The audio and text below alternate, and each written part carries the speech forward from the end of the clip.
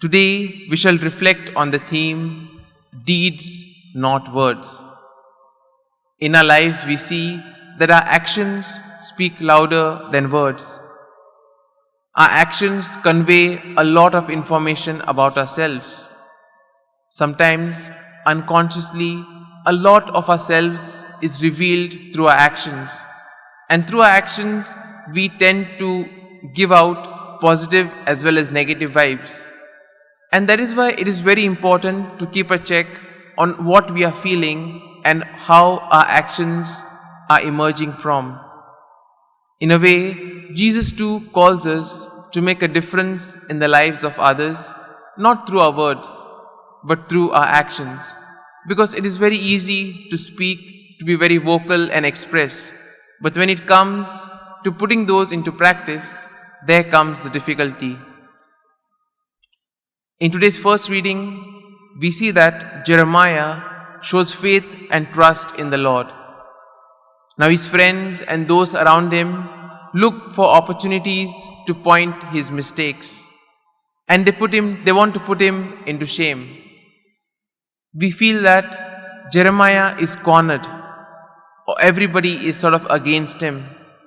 And my dear friends, I'm sure that we too would have encountered such a situation in our lives, wherein we feel that everyone is sort of an obstacle, that everyone just is waiting to show our mistakes and to put us to shame. But what does Jeremiah do in this time? He places his trust and faith in the Lord. He turns to the Lord and prays to the Lord, and the Lord gives him the strength and the courage to deal with it.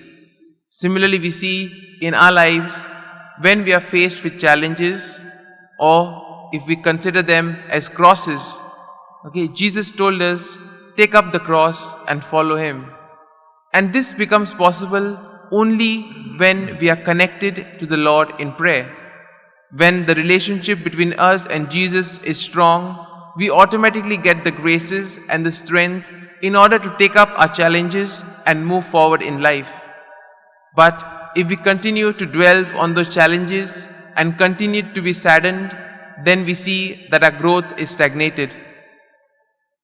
In a way, today's gospel tells us how the Jews took up stones to stone Jesus. Now probably you may wonder, Jesus did many good works. He healed people, he was preaching, people flocked to him, but why did the Jews want to kill him? Well, the Jews charged him of blasphemy because Jesus was saying that he is the Son of God. Now, we all know that that is true. But for the Jews at that time, they found it hard to believe that an ordinary human being like you and me would say that he is the Son of God. And according to the law of Moses, if a person had to blaspheme in this manner, he had to be stoned. And therefore we see that the Jews were all up in arms to stone Jesus. And then Jesus tells them about the works that he has done and about everything that originates in the Father. Now we see that Jesus had a very close relationship with the Father. Whenever Jesus got time, he always spent that time in prayer. He would go to a quiet place and be one with the Father. And this quiet time that he would spend in prayer was reflected in Jesus' actions and everything that he did. And in a way we see that Jesus tells us that he was consecrated by the Father to do a special task. And what was this special task? This special task was to save humanity from the bondage of sin. In a way, each and every one of us has been given a particular mission. Each of us must be aware of this mission.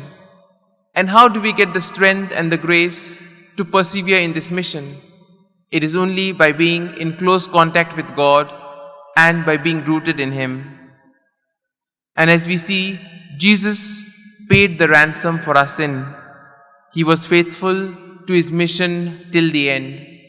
So today, in a very special way, let us pray for this grace, that just as Jesus was dedicated to his mission, just as Jesus was rooted to the Father, we too may find time to pray and through our prayer that we may develop this close relationship with Jesus.